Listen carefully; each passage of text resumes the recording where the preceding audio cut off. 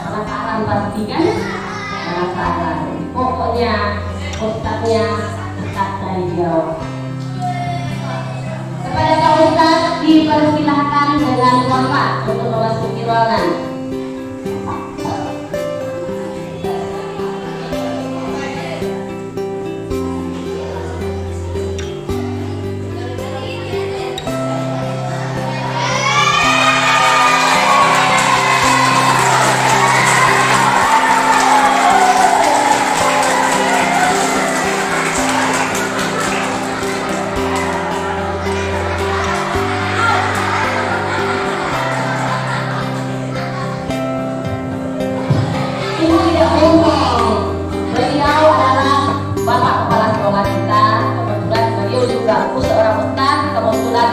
Berasal dari Jawa.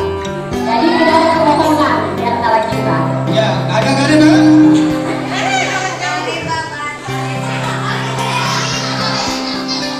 Ada kali Pak? Alhamdulillah.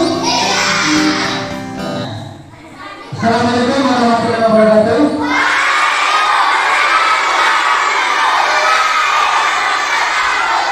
Saking semangatnya, ketika Bapak langsung dengarnya tuh agak sedikit pusing, tapi alhamdulillah.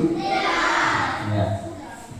Jadi materi kita pada kesempatan hari ini adalah bagaimana cara kita mencari ilmu. Ada apa di depan itu? Perhatikan. Gambar. Tubuh. Nah, ini Bapak kasih yang kedua. Ada satu gambar lagi yang luar biasa. Nanti boleh ditebak. Kira-kira apa gambar yang Bapak pakai? Yang itu selanjutnya kira-kira gambar apa? Cakung. Cakung. Gunung. Nah, sekarang kita lihat. 1, 2, 3. Oh kembali. 1, 2, 3. Apalagi itu? Masih tetap yang sama. Ya apa? Kupu. Ada enggak yang kalian perhatikan dari seekor kupu-kupu? Ayo. Apa? Sayapnya. Terus? Hah? Badannya. Terus? Apa? Sumutnya. Ya, ini sumutnya. Ada yang bilang badannya, ada yang bilang sayapnya. Kira-kira sumut enggak? Oke, stop. Diam dulu, stop. Kira-kira orang ketika melihat binatang ini senang atau senang? Tapi kalau lihat awalnya senang atau senang? Awalnya apa? Sebelum jadi kupu-kupu awalnya apa? Kepompong. Sebelum kepompong? Takut kita. Apalagi dia berbulu, ya, dengan berbagai macam model bentuknya. Nah, akan tetapi ketika dia sudah menjadi kupu-kupu, semuanya senang. Ketika dia menjadi ular, maka semuanya susah, semuanya takut, semuanya geli. Kenapa? Karena akhlaknya tidak bagus ketika jadi ular. Makan aja kerjanya. Ya, ular itu makannya kerjanya makan saja. Oke, karena itu kita lanjut dulu. Nah, ada yang tahu ini baca? Oke, itu nama Ustadz dari Jawa ya. Understand? You understand? Itulah, karena dari Jawa bahasa Inggrisnya belepotan, tetapi tetap kita harus belajar. Nah, ini dia ceritanya. Ada yang bisa baca?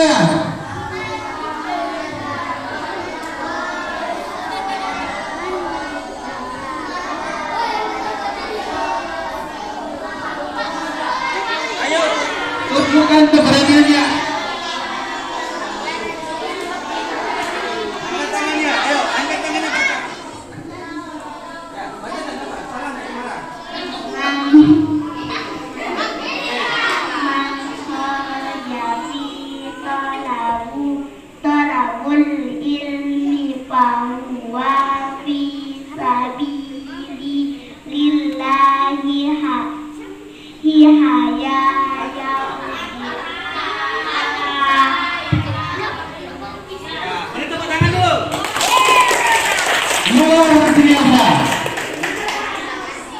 Kamu besar dan berani, dia lucu.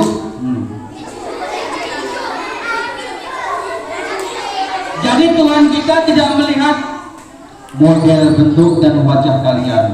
Ini kan hidungnya mancung ke dalam semua ya. Betul-betul. Alhamdulillah masih kita bisa bernapas dengan baik. Nah, itu adalah dalil man kharaja fi thalabul ilmi, barang siapa keluar dari rumah. Ngapain dia keluar dari rumah? Tuh, fi thalabil ilmi, di dalam mencari ilmu. Terus setelah keluar apa? Fahuwa fi sabilillah, maka dia berada di jalannya Allah, berada di dalam lindungannya Allah, hatta yarji'ah, sehingga dia pulang. Nah ini tadi, kamu datang dari rumah mencari ikut di pesantren sekolah, datang keluar dari rumah, kemudian dalam mencari ilmu sehingga pulang, itu dalam lindungan, dalam naungan Allah Subhanahu wa Ta'ala. Terus apa sih tujuan kita mencari ilmu? Ada yang tahu tujuan kita mencari ilmu? Supaya pintar. Oke. Yang selanjutnya nih, nah, niat kita dalam mencari ilmu tadi ada supaya pintar. Kita cek dulu, ada kan enggak dia? Apa itu yang pertama? Iya, kita ini ciptaan Allah. Jadi kita mencari ridho Allah. Penciptaan manusia itu ada 4. Dia gak mama, dia gak bapak. Ya. Tahu? Tidak punya bapak, tidak punya mak. Siapa namanya?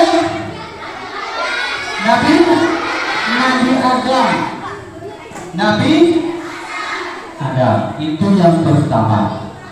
Penciptaan yang kedua, ada bapak dan ada mama. Apa? Ada bapak dan ada mama. Ada bapaknya tapi tidak ada mamanya. Siapa dia?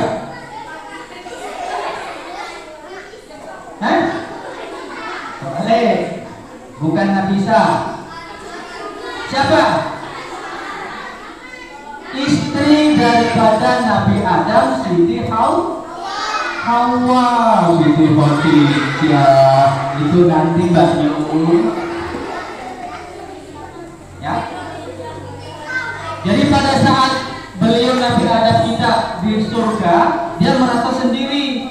Dilihatnya ayam berpasang-pasangan, burung berpasang-pasangan.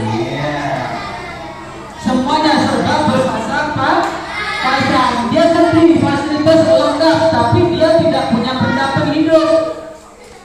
Tuhan Maha Tahu, Tuhan Maha segalanya. Saat tertidur, maka diambillah tulang rusuk daripada Nabi kita, Nabi Adam, maka kun fayakun menjelma jadi tidak dari surga. Siti Hawa. Itu baru 2 penciptaan. Penciptaan yang ketiga, dia ada mama tapi degaga ambok. Siapa? Nabi Isa, betul sekali. Ada mama dan gagal ambuknya. Gagal ambuknya. Ya. Nah, selanjutnya adalah semua dari kita ini. Ada perantara bapak dan ada perantara mama. Ada bapaknya, ada mamanya. Jadi 4 penciptaan ini menunjukkan kesempurnaan Allah Subhanahu wa ta'ala. Makanya sekarang kita niat mencari ridho Allah dalam mencari ilmu. Yang kedua tadi betul, menghilangkan kekurangan supaya pinter ya, supaya pinter seperti tadi diajari sholat, betul. Apa syaratnya sholat tadi? Betul. Syaratnya sholat tadi apa?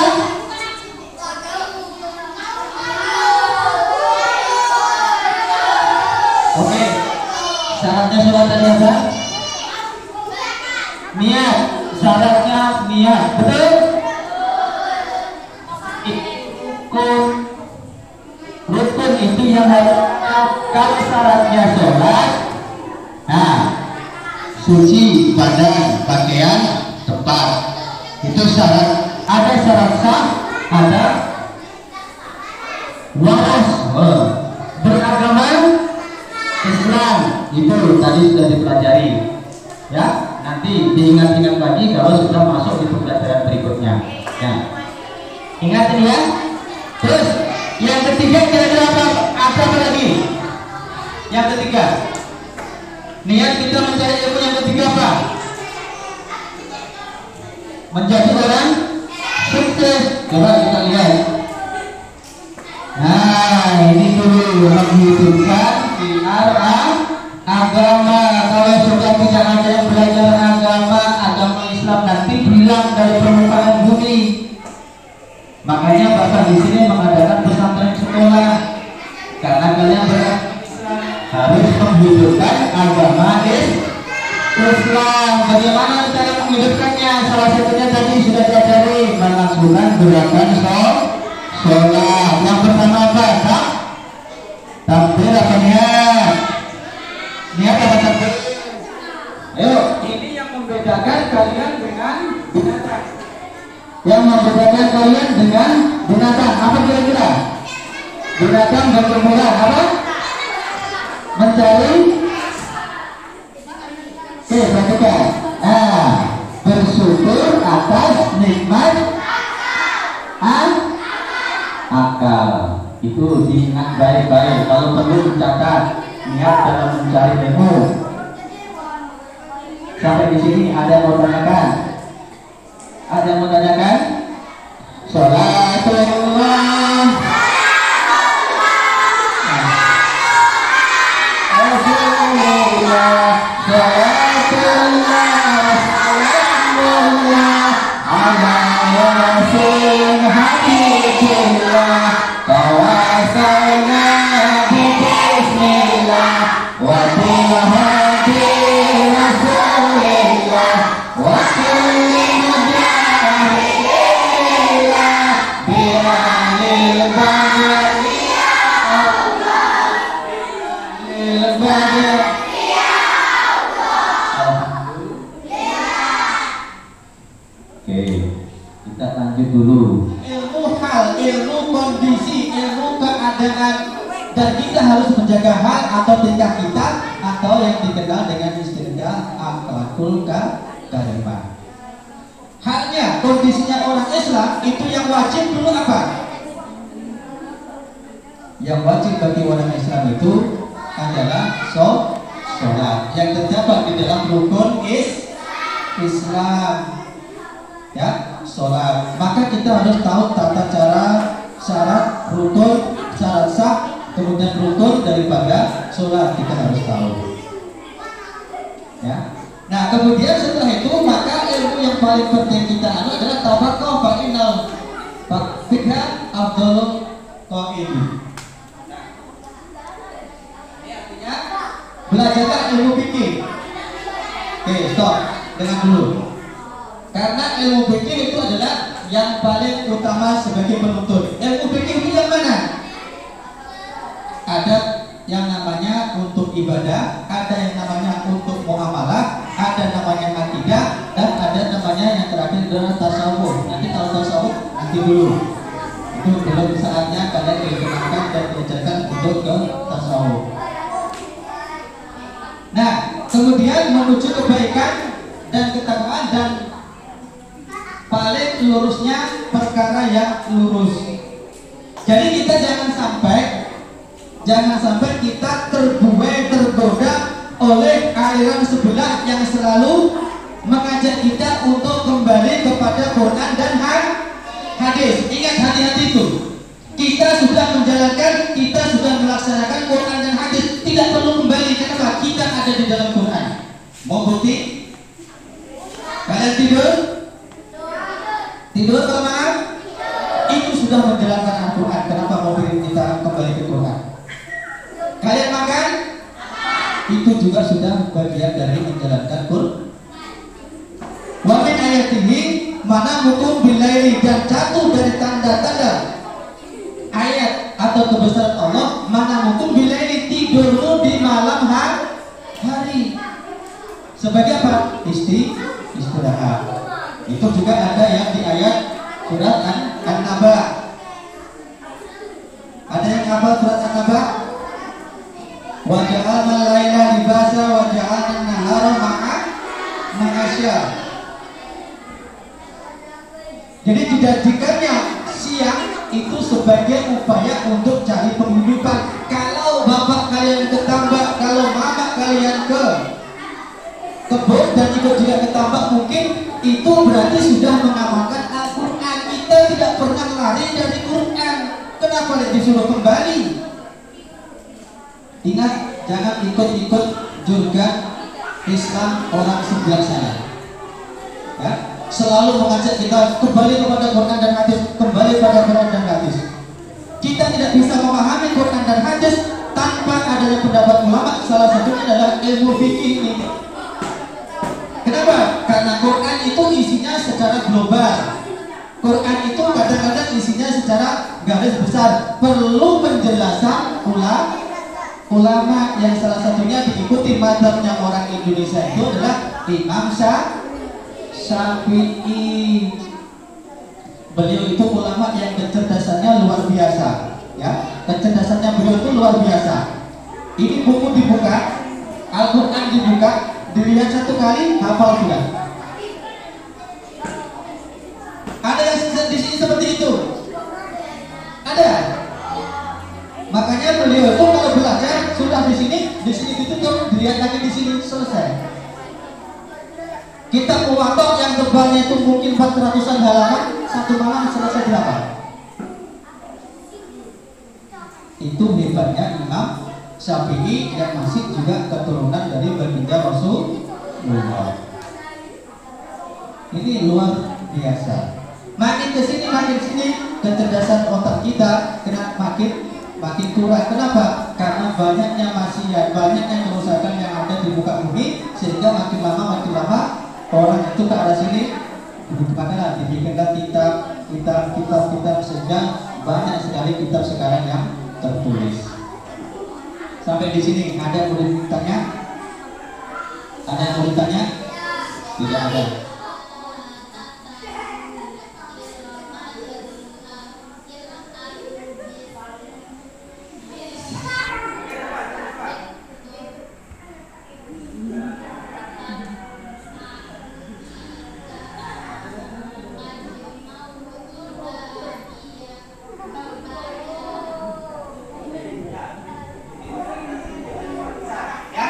Ini pesan dari beliau Sayyidina Ali. Beliau adalah top-topnya sahabat.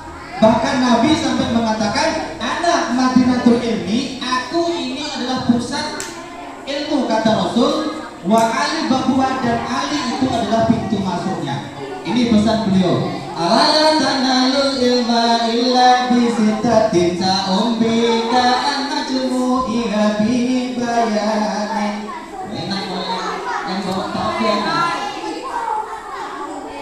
Tahu artinya? Halo. Halo. Hai. Berdiri.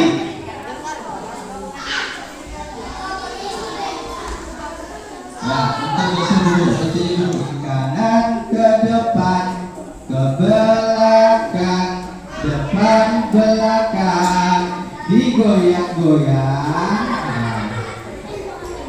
Nanti lagi kiri, kaki kiri ke depan, ke belakang, depan belakang.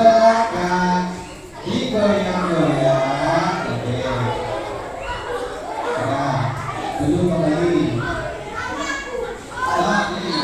Ingatlah, la tanalul ilma, kalian tidak akan mendapatkan ilmu illa bisittatin, kecuali dengan 6 perkara. Berapa? Berapa? 6 perkara. Saubigaran majmu'iha dibayarin. Saya akan menjelaskan ke-6 perkara tersebut dengan rinci, dengan jelas. Paham ya? Oke.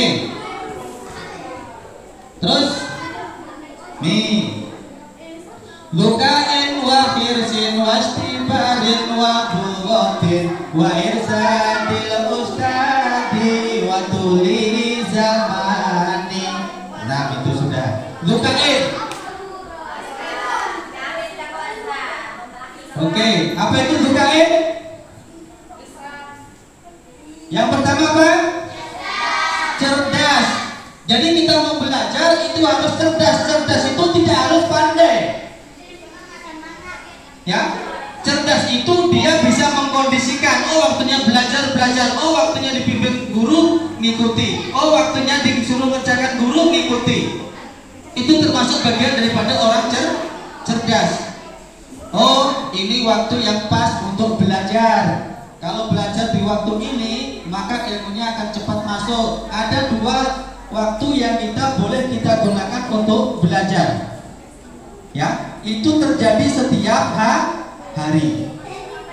Yang pertama, bainal isa'aini, di antara isya 2. Yang diterjemahkan isya 2 ini adalah maghrib dan isya. Makanya kalau setelah maghrib sampai dengan waktu isya, jangan gunakan untuk cerita, jangan gunakan untuk hal-hal yang bersifat dunia.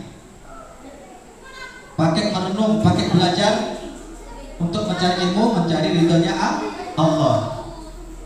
Jangan dipakai untuk cerita, apalagi sampai yang biasanya itu calon ibu-ibu tuh sambil cari kutu, dapat 1. Ya, jangan di situ. Jadi baiklah ini banyak orang, mohon maaf, orang-orang kita justru malah kadang-kadang setelah maghrib cari pasirok, cari wajan, malah baru mulai masak. Itu kebanyakan, mohon maaf, kebanyakan orang kita. Padahal di situ waktu berkah. Makanya kalau saya di rumah, anak-anak atau saya itu sama marahi, masak sebelum maghrib. Jadi maghrib tinggal kau mau makan, kau mau belajar. Makanya kenapa orang-orang tua kita dulu kalau belajar selepas maghrib, karena itu waktu berkah. Nah ini banyak tidak tahu nih. Mungkin juga guru-gurunya tidak tahu juga. Ya Pak, alhamdulillah. Yang kedua, sepertiga malam terakhir. Ini berat. Kenapa? Enak-enaknya kita tinro. Ya, turu. Kalau bahasa Jermannya turu. Bahasa Perancisnya tinro.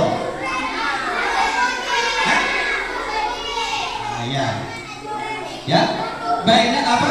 Sepertiga malam terakhir menjelang subuh. Itu juga waktu yang berkah. Tetapi ini berat, apalagi kalau sampai tahajud dulu. Itu luar biasa. Dan itu paling cepat untuk memperbaiki nafsu kita, mempercepat untuk meluapkan penyakit-penyakit hati, iri, dengki dan lain sebagainya ini. Ini penyakit-penyakit yang orang kadang, mohon maaf, tetangga beli kulkas, kenapa kita yang kedinginan? Tetangga beli kompor, kita kepanasan. Itu yang penyakit itu biasanya ibu-ibu itu. Nah, supaya terkendali, makanya itulah salah satunya, itu adalah obat untuk mengobati penyakit bangun malam. Ini tidak semua orang mampu, karena berat. Ya, berat. Makanya ambil yang ringan tadi, antara maghrib dan isya. Makanya polanya sekarang dirubah, sebelum maghrib masakan sudah harus selesai. Tapi kalau tetangga sebelah saya bukan, sebelum maghrib itu cerita ke sana kemari, utara, selatan, timur, barat, atas, bawah, kiri, kanan dan seterusnya. Nanti begitu dengan tonton Allahu Akbar, Allahu Akbar,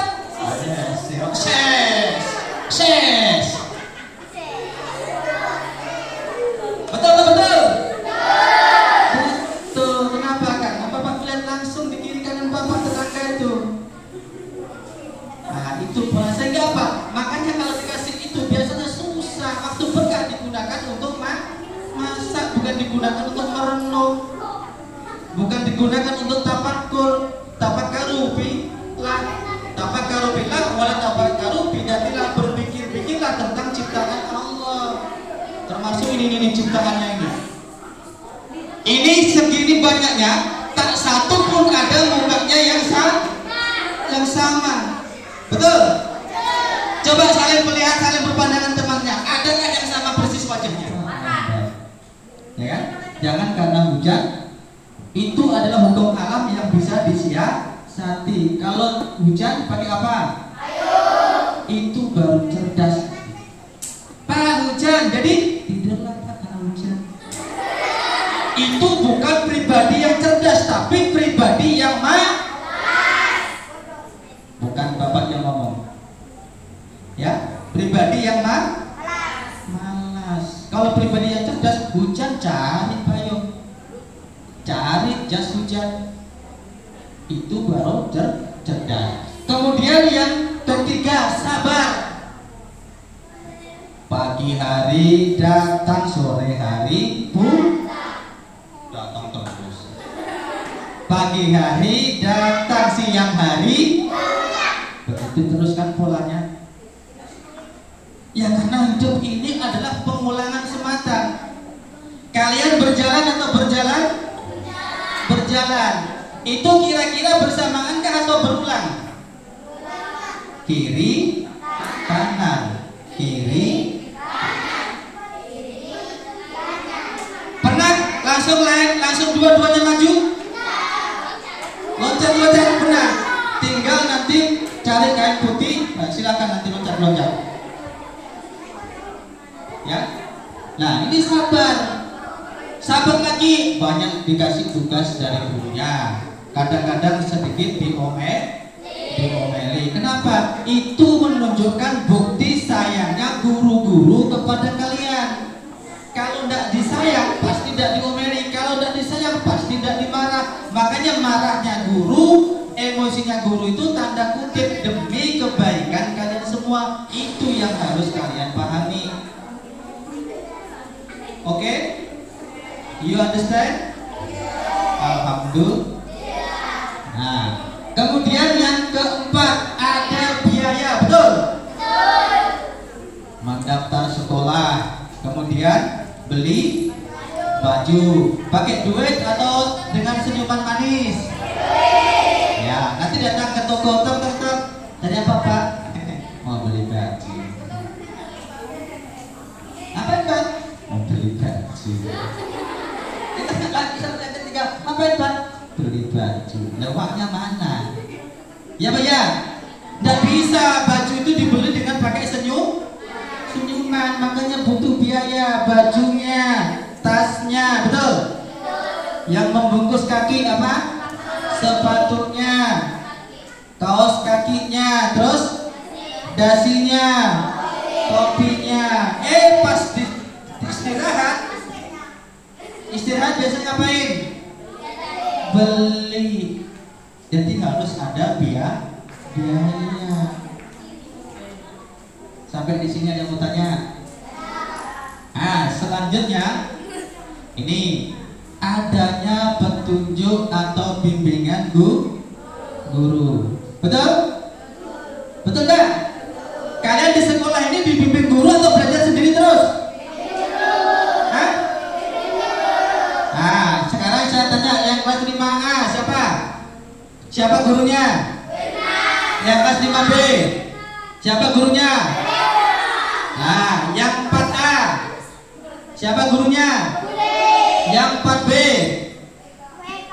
siapa? Ada nggak yang bimbing? Ada, harus ada gurunya. Al-ilmu bila syaihin fasaihuhu syaitun. You understand? You know? No. Alhamdulillah. Barang siapa belajar tanpa guru, maka gurunya itu adalah setan.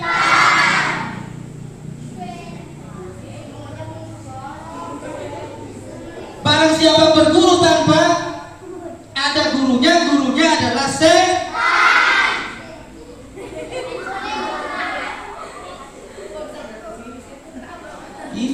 harus hati-hati ini nih.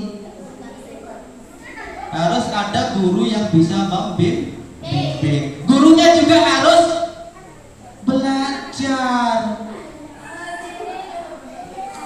Loh, iya, karena kalau mau mengasih sebelum paham memahamkan orang harus paham dirinya dulu. Nah, ini yang hati-hati. Karena ketika manusia mati, idza mata ibnu Adam in qata'a amaluhu illa min salah satu shadaqatin jariyah. Jadi ketika anak Adam itu sudah meninggal, maka putuslah amalnya. Dia tidak bisa beramal, tidak bisa bersolat. Betul? Tidak bisa lagi puasa, tidak bisa lagi sedekah. Tetapi ada 3 yang terus mengalir, shadaqatin jariyatin, sedekah jariyah. Contoh, nanam pohon. Orang-orang tua-tua dulu tuh nanam pohon kelapa. Kalau ditanya, "Nek, ngapain? Tidak lama sudah mati kok tanam pohon?" Nanamkan cucu saya. Begitu pohon sudah berbuah, mulai berbuah, yang ambil anak cucunya, yang meninggal masih mendapatkan pahala. Itu sederhana. Ada orang bangun masjid, ada orang bangun pesantren, kok kurang airnya, diburlah tanah, keluarlah air. Selama air itu mengalir, yang mati masih mendapatkan bagian. Terus wa ilmin yuntafa'u bih, dan ilmu yang dimanfaatkan. Ilmu bermanfaat, diajarkan. Ketika ilmu diajarkan, maka diamalkan. Nah, selama diamalkan, maka yang mengajarkan tadi di dalam kuburnya masih tetap dapat bagian. Contoh nih, tadi Bu Ella sudah mengajari kalian tata cara sholat. Kemudian Bu Enani sudah mengajari kalian tahfidz. Selama itu dipakai, selama itu pula mereka kalau sudah meninggal nanti tetap mendapatkan bagian. Wa waladin sholihin yud'ala, dan anak yang soleh yang mendoakan orang tuanya. Anak soleh ini tidak disebutkan apakah dia anak angkat, apakah dia anak kandung. Anak termasuk adalah anak murid kita. Maka berilah yang terbaik untuk anak-anak kita. Ini pesan untuk guru-gurunya juga. Jadi adanya petunjuk guru. Terakhir, pas ya, jam 3:30. Terakhir adalah waktu zamani, dan lama masanya atau lama waktunya. Bapak bisa di sini lamanya dulu belajar sama seperti kalian, dimulai dari SD, lulusnya kelas 6. Setelah lulus dari SD masuk ke SMP dan sederajat, lulus lagi masuk ke SMA sederajat. Di SD berapa tahun? 6. Itu kalau tidak tinggal ke kelas. Kemudian di SMP 3, 6 tambah 3 berapa? 9. Kemudian di SMA berapa tahun? Tambah 3 lagi berapa? 12. Kemudian kuliah itu paling cepat 4 tahun, tambah 4 berarti berapa?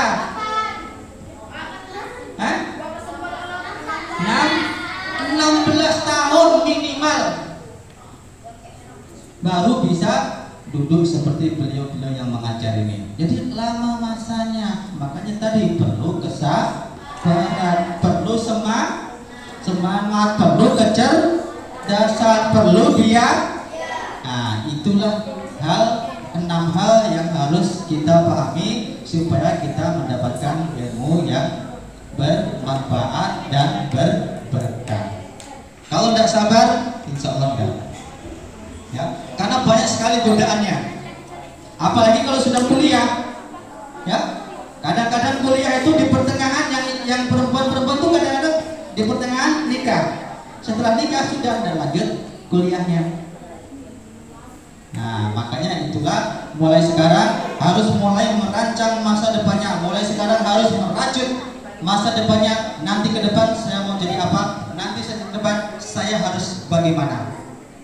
Pikirkan dan perjuangkan nasibnya masing-masing. Kalau sudah nasibnya oke, baru boleh memperjuangkan nasibnya orang lain. Mungkin dari itu yang Bapak bisa sampaikan pada kesempatan siang hari ini.